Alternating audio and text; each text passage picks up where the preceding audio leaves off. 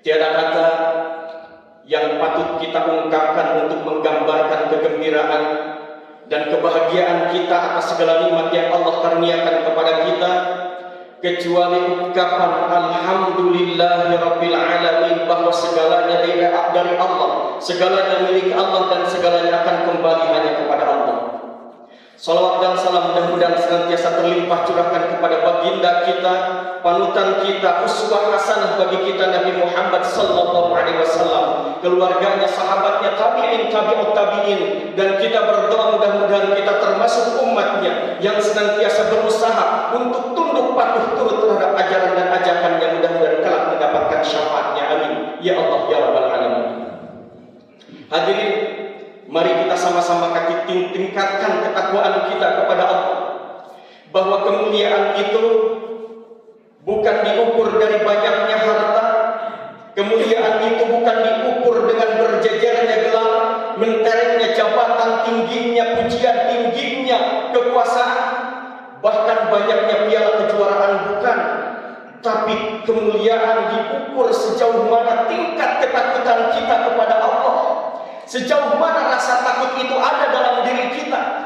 Takut sesuatu yang haram masuk dalam mulut kita, takut apapun yang kita pakai sesuatu yang haram, takut apapun yang keluar dari mulut kita, omongan kita, ungkapan kita menzalimi orang lain. Maka itu salah satu ciri ketakwaan, kemuliaan di hadapan Allah, yang Allah gambarkan dengan ayat inna akramakum indallahi atqakum, bahwa orang yang paling mulia di hadapan Allah adalah mereka yang paling takut di hadapan Allah. Mudah-mudahan Allah menggolongkan kita termasuk hamba-hambanya yang bertakwa. Amin. Hadirin, betapa banyak di antara kita yang di tahun lalu masih bersama kita, di tahun yang lalu masih sama-sama menunaikan sholat Idul Adha bersama kita. Tahun ini, di hari ini, mereka sudah kembali menghadap Rabb-Nya, mereka sudah kembali kepada Tuhannya, kepada Allah. Kita sama-sama mendoakan mudah-mudahan Allah mengampuni dosa-dosanya dan Allah menempatkan surga bagi mereka. Amin ya Allah ya rabbal alamin. Hadirin, itu semua sebuah bukti menandakan bahwa kehidupan tidak kekal, bahwa kehidupan tidak selamanya, bahwa suatu saat, ada saatnya, ada waktunya kita pun akan dipaksa Allah untuk menyudahi kehidupan ini yang kita sebut sebagai kematian. Setelah kematian ada fase-fase, ada fase alam kubur yang kita kenal dengan alam barzakh. Kemudian ada alam mahsyar yang nanti di ujungnya diakhiri dengan dua pilihan, apakah surga atau neraka. Dua pilihan ini tiada lain, yang menentukan adalah amal kita. Maka pertanyaannya, sampai saat ini masihkah kita berani meninggalkan sholat? Kalaupun kita masih berani meninggalkan sholat, apa yang kita punya? Siapa orang dalam, siapa yang kita punya sehingga kita masih berani meninggalkan sholat?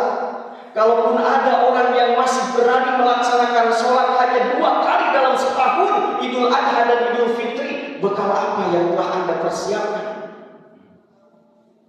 Kalaupun ada di antara kita yang masih saja mengandalkan sholat Jumat saja seminggu dalam 1 kali dalam seminggu, bekal apa? Bahwa kematian ada, bahwa bekal itu harus kita persiapkan, bahwa kematian itu tidak pandang bulu. Maka momen hari ini yang setiap hari kita dengar ada kematian di setiap kampung, di setiap RW, di setiap ketika kita membuka medsos ada saja yang meninggal. Maka ini bukan sesuatu yang menjadikan kita takut, tapi justru lebih mendekatkan diri kepada Allah, bahwa kita sedang menunggu itu, bahwa kita sedang menunggu giliran itu, bahwa mungkin kita juga saat ini, bahwa mungkin setelah ini, esok atau lusa kita juga akan dipanggil Allah. Demi Allah tidak ada yang tahu. Tapi yang jadi masalah, bekal apa yang telah kita persiapkan. Hadirin, sidang Jumat rahimakumullah, sidang Idul Adha rahimakumullah.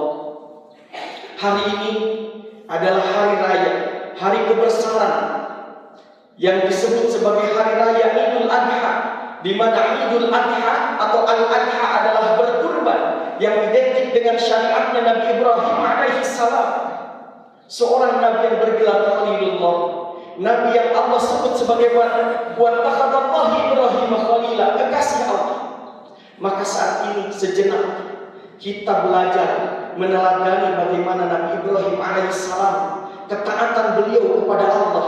Apakah ketika beliau diuji oleh Allah, beliau mengatakan mengeluh, beliau berputus asa, atau mengatakan, ya Tuhan kenapa begini, ya Allah kenapa begitu? Kita lihat Nabi Ibrahim dalam riwayat sekian puluh tahun beliau menikah, tidak juga dikaruniakan oleh Allah anak. Hingga di usia 80 tahun lebih Allah titipkan anak. Artinya putra atau anak yang ditunggu-tunggu atau yang lahir itu adalah anak yang ditunggu-tunggu, anak yang dinanti-nanti. Bayangkan betapa cintanya seorang Nabi Ibrahim kepada anak yang dicintanya itu, kepada anak semata wayangnya. Puluhan tahun beliau tunggu. Tapi lihat, ketika anak itu sudah lahir, masih dalam riwayat, Allah perintahkan kepada Nabi Ibrahim agar beliau membawa anak beserta istrinya, Bunda Hajar, berdua dari Palestina menuju Hijaz, ribuan kilometer untuk diletakkan, disimpan di tempat itu. Tempat baru itu digambarkan oleh Allah dalam Al-Quran, di sebuah lembah yang tidak bertuan, lembah yang tidak berair, lembah yang tidak ada pepohonan, bahkan tidak ada satu orang pun yang pernah menginjakkan kaki di sana. Apakah Nabi Ibrahim menolak? Apakah Nabi Ibrahim putus asa? Bayangkan seorang anak dengan ibunya disimpan di sebuah tempat baru yang tidak pernah dijamah oleh orang satupun. Tapi dengan keyakinan, dengan ketaatan, maka kita belajar kepada Nabi Ibrahim, meneladani bagaimana taatnya Nabi Ibrahim. Nabi Ibrahim tidak mengatakan, ya Allah kenapa? Tidak, tapi beliau berangkat bertiga dengan anak yang dicintanya yang masih dalam buaya, dengan istrinya Bunda Hajar. Beliau menyimpannya di sana, kemudian beliau tinggalkan atas perintah Allah. Tapi subhanallah, selang ribuan tahun kita tahu, selang beberapa hari saja, air keluar yang kita kenal sebagai air Zam-Zam. Dan hari ini tempat itu dinamakan sebagai Mekah. Inna awwala baitin wudi'a lin-nas lalladzi bi Makkah. Tempat yang pertama didirikan di dalamnya adalah Mekah. Ada Baitullah.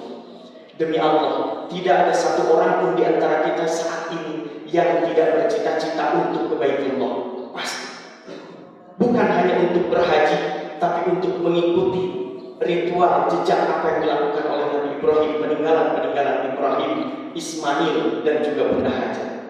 Cukupkah sampai di sana ujian dari Allah kepada Nabi Ibrahim? Tidak. Ketika Nabi Ismail alaihissalam beranjak usia dewasa, Allah gambarkan falamma balagha ma'ahu sa'ya. Ketika Nabi Ismail mulai beranjak usia dewasa, Allah turunkan sebuah perintah di luar logika manusia. Qala ya bunayya inni ara fil manami anni adbahuka. Wahai anakku, aku diperintahkan semalam dalam mimpiku bertemu dalam mimpi aku diperintahkan oleh Allah anni adbahuka fanzur madza tara, untuk menyembelihmu. Fanzur madza tara, apa yang menjadi pendapatmu wahai anak? Nabi Ismail, seorang nabi yang betul-betul Allah puji, yang masih beliau menjawab, ya abati fa'al ma tu'mar satajiduni insyaallah minas sabirin. Wahai ayah, lakukan apa yang menjadi perintah Allah kepadamu, insyaallah engkau akan mendapatiku dalam keadaan sabar. Seorang Nabi Allah Ibrahim alaihissalam bukan hanya harus menempatkan anak dan istrinya di sebuah lembah yang tidak berair, tidak ada pepohonan, tapi setelah usia dewasa, Nabi Ibrahim diperintahkan Allah untuk berkorban.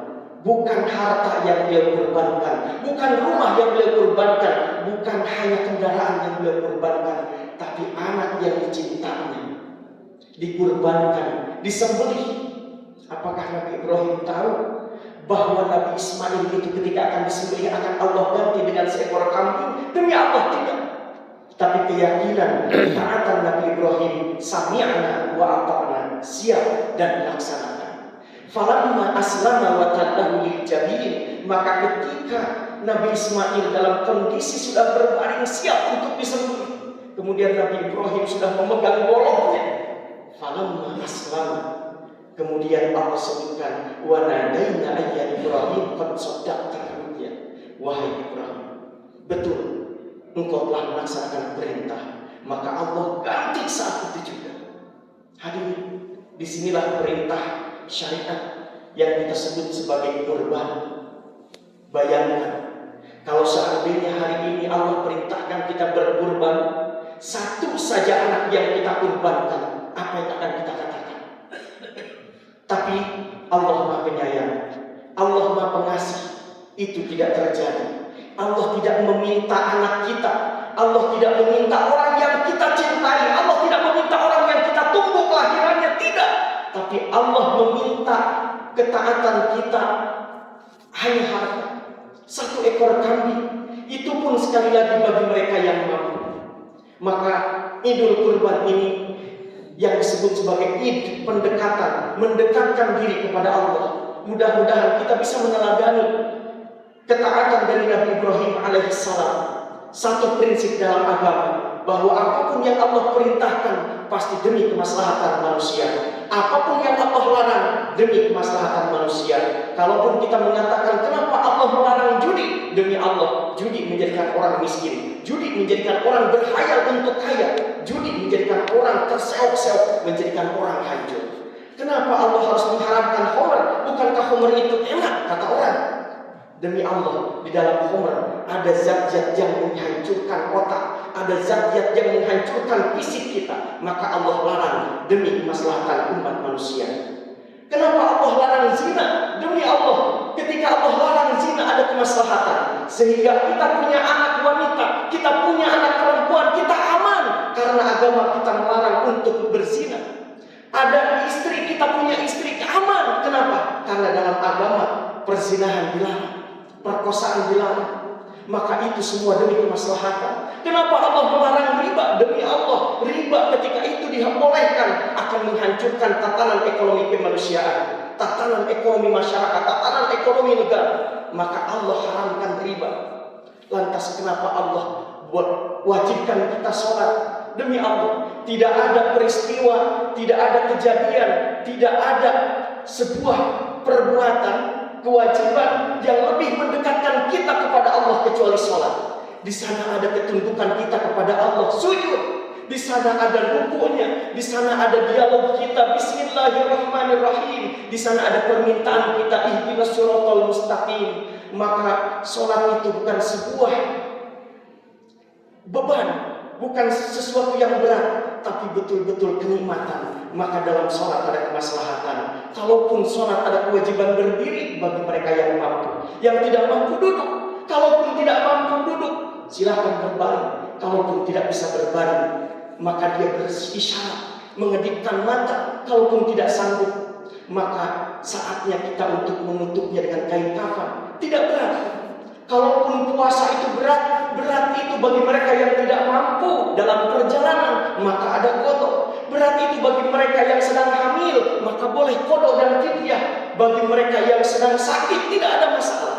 Tapi bagi mereka yang kuat, insya Allah sumut tasihu, puasalah, ada sebuah kesehatan di dalam puasa. Maka sekali lagi, ketika Allah perintahkan, lihatlah ketaatan Nabi Ibrahim, sami'na wa ata'na, sam'an wa ta'atan. Dan bahasa kita sebut siap dan laksanakan. Sami'na, siap, ata'na, laksanakan. Mudah-mudahan kita bisa meneladani bagaimana ketaatan Nabi Ibrahim dalam keseharian kita, dalam melaksanakan apa yang menjadi perintah dari Allah, dan kemampuan kita untuk meninggalkan segala apa yang Allah larang. Amin. Ya Allah, ya Rabbal Alamin. Barakallahu li wa lakum wa nafa'ani wa iyyakum bima fihi minal ayati wa dzikril hakim. Allahumma ighfir lana wal muslimina wal muslimat wal mu'minina wal mu'minat al ahya'i minhum wal amwat. Innaka sami'un qaribun mujibud da'awat. Allahumma inna nas'aluka ridhaka wal jannah wa ma qarraba ilaiha min qawli wa amal, wa na'udzu bika min sakhatika wan nar wa ma qarraba ilaiha min qawli wa amal. Allahumma irfa' 'anna al bala'a wal waba Allahumma adfa'anna al-bala'a wal waba min biladina biladi Indonesia wa sa'ir biladil muslimin. Amin ya Allah ya rabbal alamin. Rabbana la tuzigh qulubana ba'da idh hadaytana wa hab lana min ladunka rahmah innaka antal wahhab. Rabbana hab lana min azwajina wa dhurriyyatina qurrata a'yun waj'alna lil muttaqina imama. Rabbana atina fid dunya hasanah wa fil akhirati hasanah wa qina adzabannar. Wassalamu alaikum warahmatullahi wabarakatuh.